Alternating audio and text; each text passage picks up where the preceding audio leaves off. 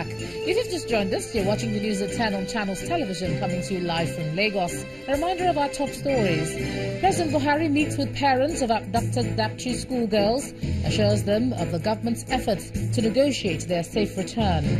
Not Too Young to Run movement stages action at the presidential villa, demands President Buhari's assent to the Not Too Young to Run bill.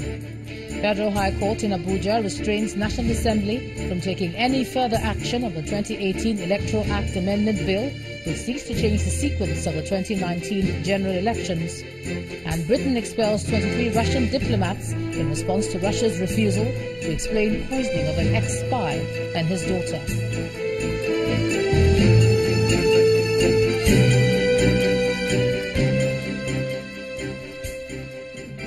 Now, just to remind you that channelstv.com has more information for you, and on youtube.com/channelsweb you can watch our videos.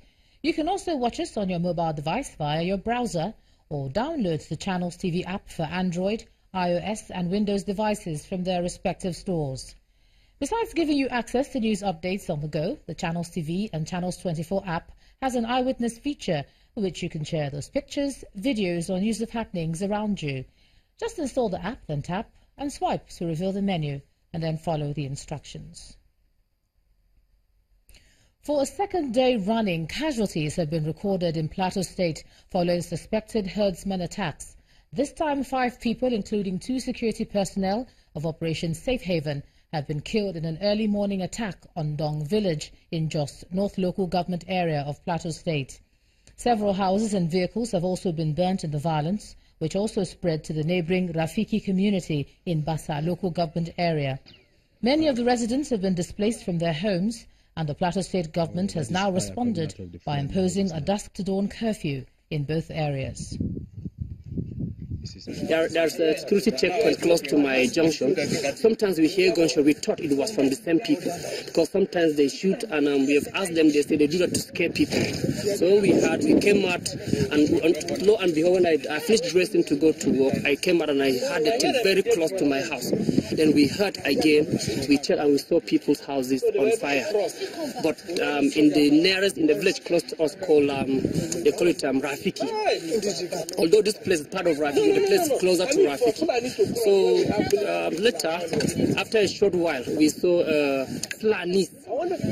armed Fulani gunmen in our neighborhood shouting Allahu Akbar, trying to open people's houses and set houses ablaze. We lost 2 of our men in the course of controlling the situation. To understand the situation, we lost 2 of our men, while 2 others are seriously wounded and are presently getting treatment. We did made arrest. We arrested about 8 persons. That's from the both sides, and we also recovered some weapons that were being used in the course of the clashes. And as attacks continue in those areas, 300 homes have been rebuilt in Ngom in Metuh local government area of Borno State, one of the numerous communities destroyed by Boko Haram insurgents.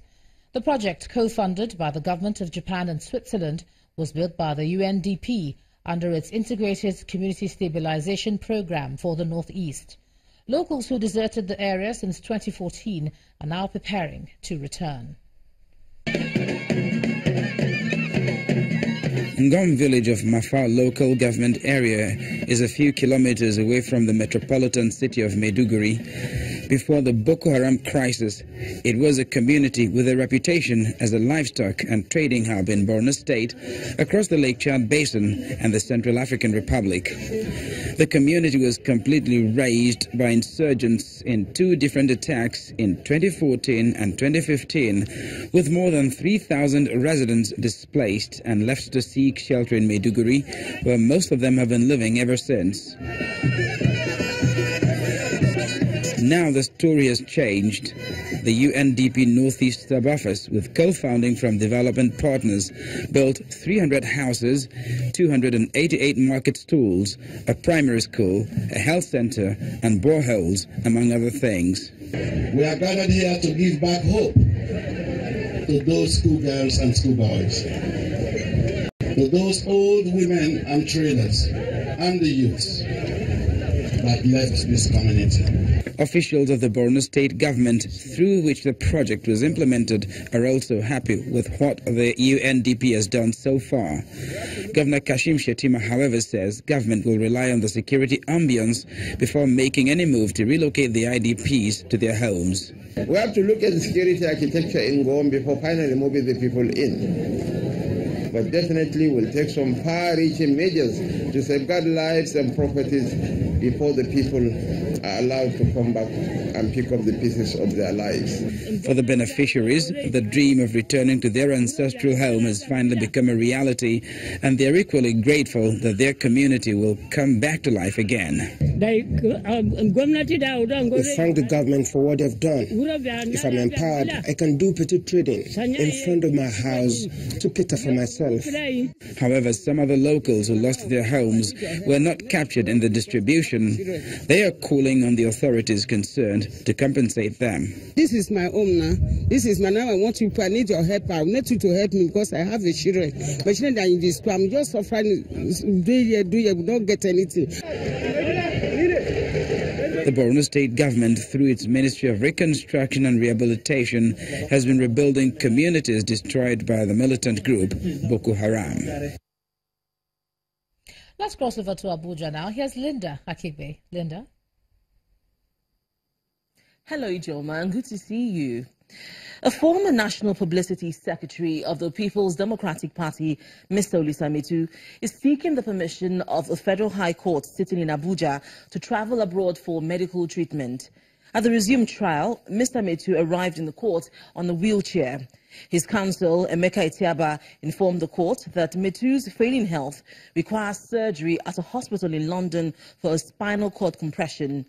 The prosecutor, Sylvanus Tahir, who declined to speak to newsmen, however, opposed the application, insisting that it did not provide sufficient materials before the court to enable the court to grant his request. After listening to both counsels, Justice Okonabang adjourned the case to the 15th of March for continuation of trial. Mr. Metuh is standing trial for alleged criminal diversion of 400 million naira.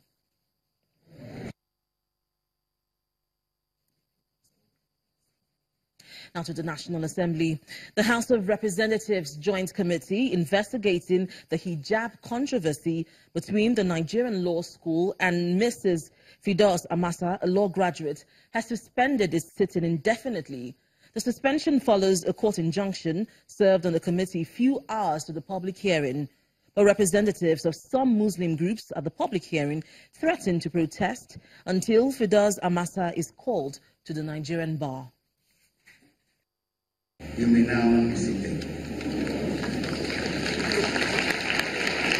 On December 13, 2017, Fidos Amasa was not called to the bar because she refused to remove her veil on the day of her call to bar. Okay, I didn't have their attendance. The controversy led to the constitution of an ad hoc committee by the House of Representatives to resolve the face-off between the law student Fidos Amasa and the Nigerian Law School.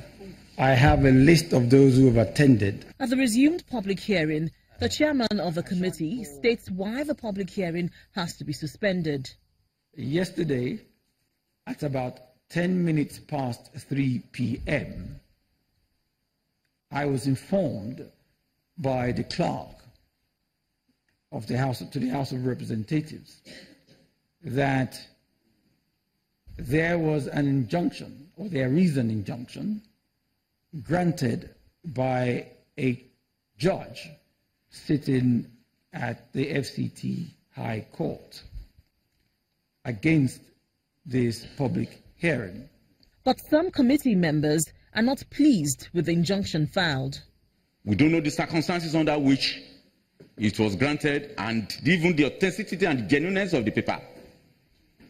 So that's why I would defer to the chairman who is presiding. It's my own opinion, and I want to appeal that we stand by the chairman. Then, the chairman of the House of Representatives Committee on Justice speaks of the decision of the committee on the matter. It's very disheartening. Let me say it very least. At the very least, very disheartening. But we will get to it. Be rest assured, we will get to it. Nobody can stop Parliament from executing its function. Nobody. But just before the lawmakers make their way out of the hall, there was a mild drama.